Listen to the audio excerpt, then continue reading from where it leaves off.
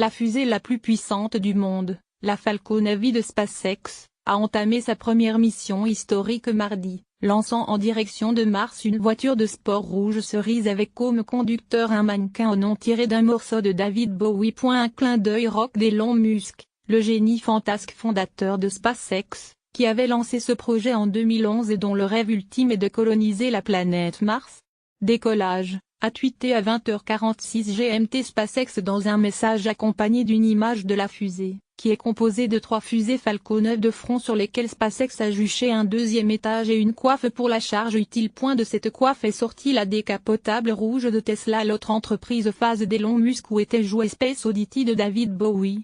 Ces aventures étaient diffusées en direct par SpaceX sur les réseaux sociaux, où elles étaient suivies par les millions de personnes, subjuguées par ce véhicule flottant dans l'espace. Starman, le mannequin qui l'habite, était ainsi vu au volant de la voiture, le bras gauche nonchalamment posé sur sa portière.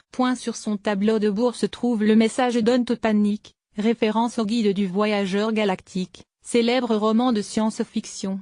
La mission s'est déroulée aussi bien que l'on pouvait l'espérer, s'est réjoui Elon Musk lors d'une conférence de presse. J'avais cette image d'une explosion géante sur le pas de tir.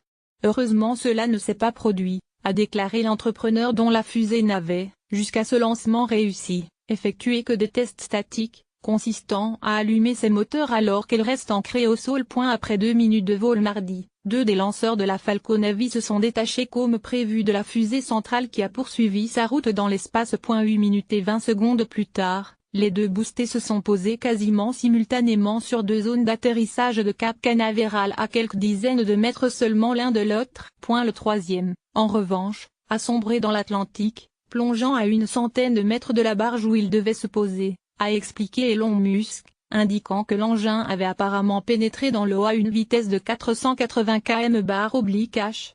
Future race extraterrestre présent, Starman se trouve en orbite autour de la Terre et si l'expédition résiste pendant 5 heures aux rudes conditions de la ceinture de radiation de Van Allen, le vaisseau mettra ensuite le cap vers Mars pour entrer in fine en orbite autour du Soleil. Son épopée pourrait alors durer 1 milliard d'années et l'amener à 400 millions de kilomètres de la Terre, soit l'équivalent de 10 000 fois le tour de notre planète.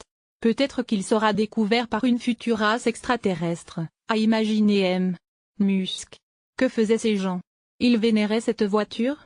S'est amusé le milliardaire sud-africain. Le décollage mardi à Cap Canaveral était initialement prévu à 13h30 local, avant d'être retardé à 14h20 puis 15h45 en raison du vent à haute altitude. À l'allumage, les 27 moteurs Merlin de la superfusée ont généré une poussée de plus de 2500 tonnes, l'équivalent de 18 Boeing 747 à la verticale.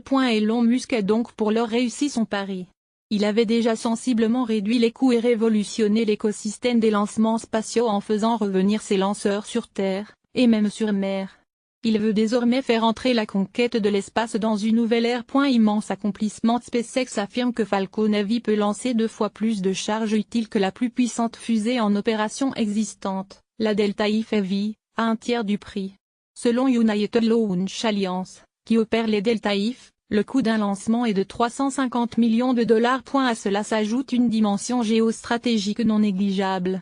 Si SpaceX gagne son pari, la NASA pourra se passer de l'aide des Russes et de leur vaisseau Soyouz pour envoyer des hommes dans l'espace. L'administrateur de la NASA, Robert Lightfoot, a d'ailleurs réagi avec enthousiasme au lancement.